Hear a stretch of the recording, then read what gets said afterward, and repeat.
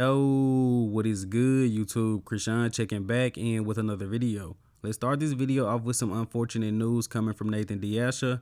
Nathan flew from the UK to Florida thinking he was going to be able to compete at this year's Olympia. But once he got to Florida, he was told that his paperwork was incorrect, and I believe that Nathan was denied a visa. So I don't think we're going to get to see Nathan at this year's Olympia. And in this video, Nathan says, can anyone help? Can the Mr. Olympia step in? Because it just isn't fair to the athletes that they do all this work, they qualify for the show, and can't get into the Mr. Olympia.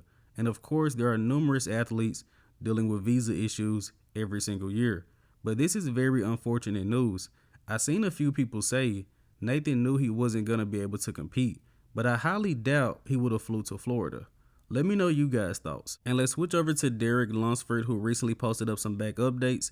And Derek has just been on a constant streak of posting mind-blowing updates pretty much every 2 or 3 days.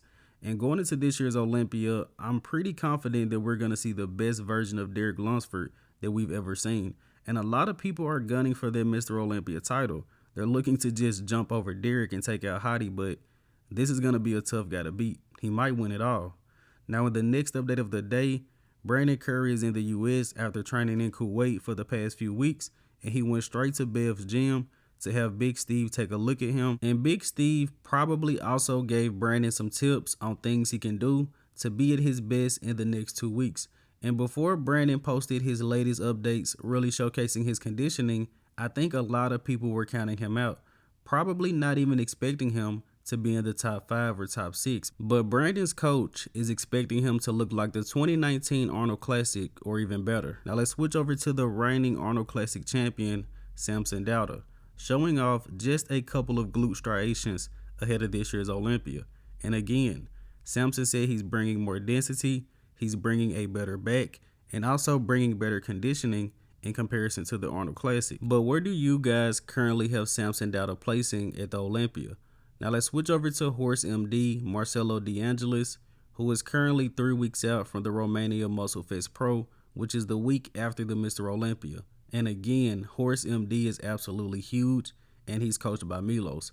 But I'm starting to wonder when it comes to Milos, does he really try to get his clients as peeled as possible, or does he purposely sacrifice a little bit more conditioning to bring them in more full? Just something I've been wondering.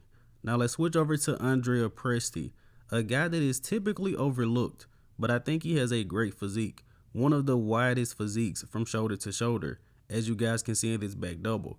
And Presti definitely brings the conditioning. And the leg size will be an issue for Presti, but hopefully once he fills up, the quads look a lot better, at least improved from last year. Now let's switch over to Classic Physique. We have a recent update from our reigning Olympia champion, Chris Bumstead, who just looks ridiculous.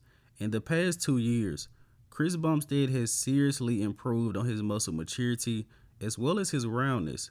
2 years ago, Chris Bumstead was not this 3D. And I would say these improvements are from Hani Rambaugh's training and overall just Chris getting older, getting more reps in the gym as far as muscle maturity. But Chris is looking scary good this year. He's probably going to get that 5th title.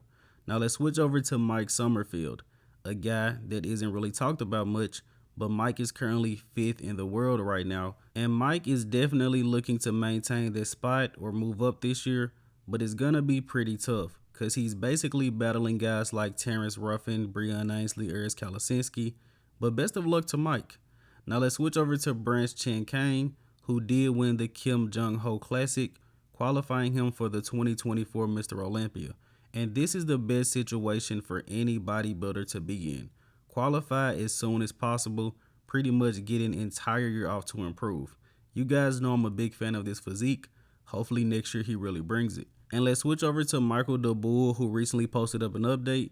And Michael had one high carb day, and this guy's physique completely changed.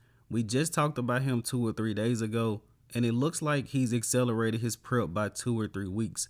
The level of conditioning is just ridiculous as usual, and Michael is also a little bit bigger.